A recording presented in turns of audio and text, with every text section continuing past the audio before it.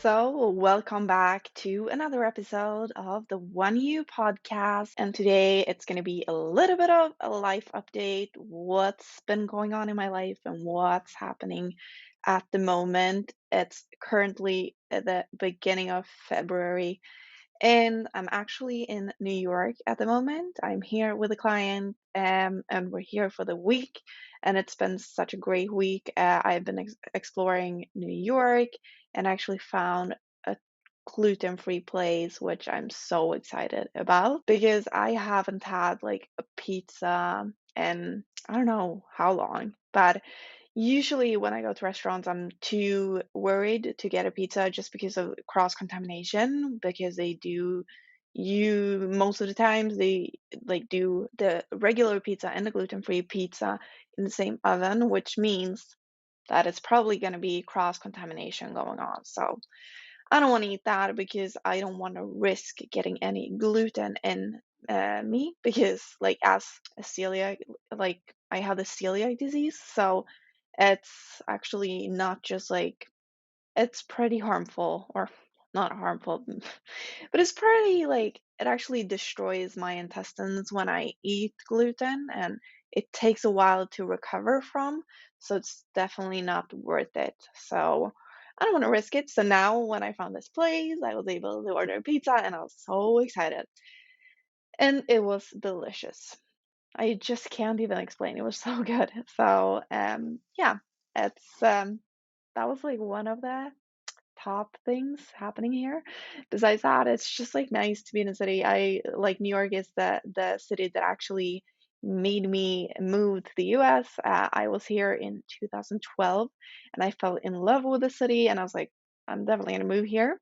I ended up moving to LA, as most of you probably know, which I also love. So my dream is to live between LA and New York because those are my two favorite cities in the world. Yeah, they definitely are. But it's been about 2.5 months since my last show, and it's been an emotional roller coaster, I have to say. It's been like, it's been so many ups and downs. It's crazy. As you know, I have like this like binge session of like peanut butter and almond butter after the show, and I was craving everything, kinda. And it's probably both because you're not as strict anymore and you can have whatever you want, and also because your body is craving more food in order to put on some more body fat.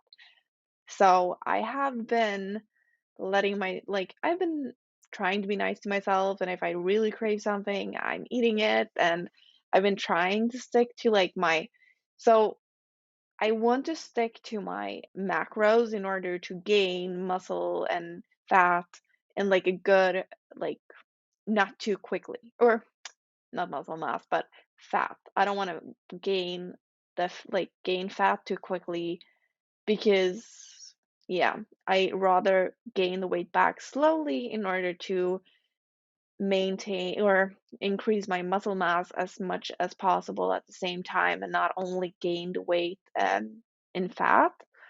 So I have gained a lot of weight from stage, probably up about 10 kilos, but I'm not feeling bad about it. I'm super happy with my progress. I feel like I have more energy and I look better because I look more like full than I was really flat right before the show. So now I look like fuller and yeah, I'm excited to keep building and keep eating to build as much muscle mass as I can. My plan is probably to do the same competition in November again. I haven't decided 100%, but that's like my plan at the moment. And we'll see. It also depends on how the progress is going the next few months because I don't want to rush into anything. I want to make sure that I actually am like happy with my physique and I feel like I'm in a better place than I was the last show I did because I do want to make sure that I have a chance to win my pro card and I was pretty close this time. So I feel like if I just can put on a little bit more muscle mass, I will definitely get there. So I'm excited. I'm super excited about that. It's a process, and I'm still like I have these times when I really crave everything that I see. And as I said, I have been really like enjoying myself and enjoying life and enjoying like food, and I've been trying to eat more intuitively and not like always tracking my macros. Like now this week in New York, I'm definitely not tracking, and I'm really enjoying all the food here, and it's been really good because I also like found this girl, her name is Stephanie, and she had a YouTube channel where she was talking about like how she had extreme hunger after dieting for a long time and doing like shows and stuff. And what she did after that was an all-in diet, as she calls it. So she was eating like however much she felt like she needed, and she was like averaging 5,000 calories a day, which is a lot of food, but I don't like I could totally I could totally eat that as well right now. So I've probably been averaging around like 3,000 calories a day, some days more, some days less, and I think it's a good she said that she felt way better after doing that, and after listening to her, because before that I was like restricting myself a little bit more than that, but after listening to her video and um listening to another girl that she recommended as well, I felt like I kind of want to try it, and that's what I've done this week in New York, and it's been feeling really good. And I feel like it's easier because if you do want to go out with like friends or family or so, it's easier because you don't need to be like super strict. I do still have my allergies, so it is hard to go out and eat with me, but it's at least better when you're not on like a strict diet as well.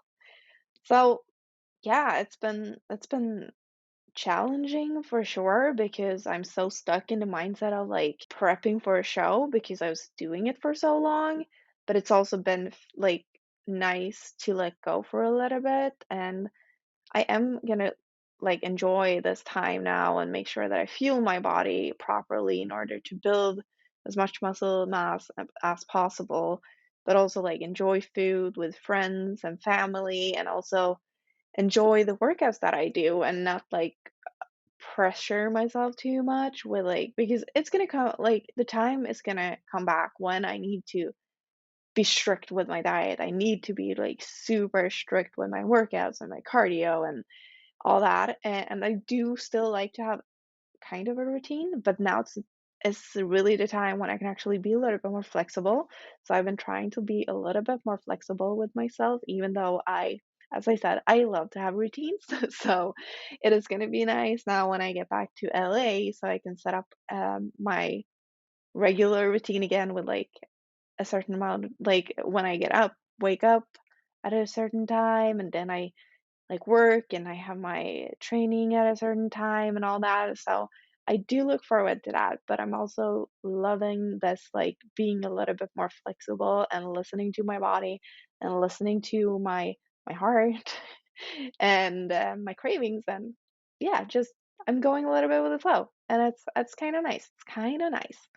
But other than that, I've also been reading a lot and learning more about an interesting topic, and I am going to share more as I learn more because it is something I feel like I really want to learn and I really want to share and I want to use with all of my clients, and it is hormone-based training and nutrition. And it's extremely interesting because as women, we definitely need to think more about our hormones and make sure that we actually know like how they fluctuate during the month. Not like you don't have to know it, but it will make it more like you will understand why you feel a certain way at a certain period time of the month, and you will understand what's happening in your body more. And maybe like those times when when you're not able to push, maybe there is a reason to it. Maybe there is like a hormone fluctuation that is the cause to why you need to rest a little bit more. Because what I've been feeling sometimes, like during my fitness journey, is that I'm so frustrated because I feel like I'm so lazy and I do want to do more, but my body is saying no. And now I understand why. It's probably because of the hormone changes throughout the month. So it's really interesting how the first 2 weeks, like from the first day of bleeding until like the 14th day in, to the menstrual cycle, that's when we're the strongest. So day 1 to day 14, those like that time is when you are able to like push hard, you're able to lift heavier and do like hit workouts and all that. And then from day 15 until 28, and this is like roughly, it changes and varies from person to person because not all people have like a 28-day cycle. It can be shorter, it can be longer, but normally that's the thing. And like from day 15 until the day 28th, that's like usually when you feel a little bit less like you don't feel as strong, you don't feel like you can push yourself as much. So that's the time when you should like be a little bit more gentle to yourself and you should like do more like yoga and recovery work and maybe steady state cardio. You can still be lifting, but don't go for any PRs. You can try if you want to, but if you don't get there, don't be too hard on yourself. It's probably because it's that time of the month when you can't push yourself as hard and is due to the levels of estrogen and progesterone in your body. Those are like the two main female hormones. So it's really interesting, and I don't know all of it just yet, but I will learn more. I'm taking a course by Dr. Stacy Sims, and she is amazing at teaching about this. And I just love her approach to it because she's like like teaching everything about like how you should work out during the month, but also like in terms of like nutrition, that we shouldn't like eliminate carbohydrates because that's our main fuel source.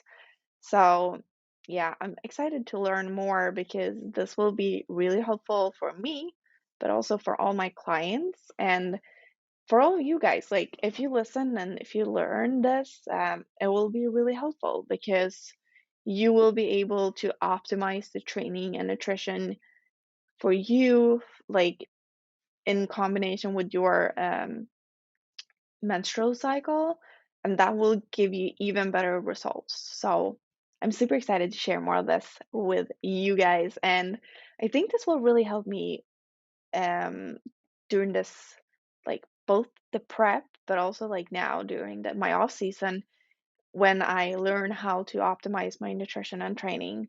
So I'm super excited about that.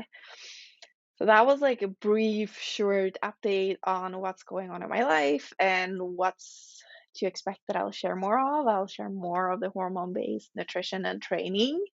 But that was it for this time. And I hope you enjoy this episode. And I hope you're excited to learn more about hormone based nutrition and training. I love you all.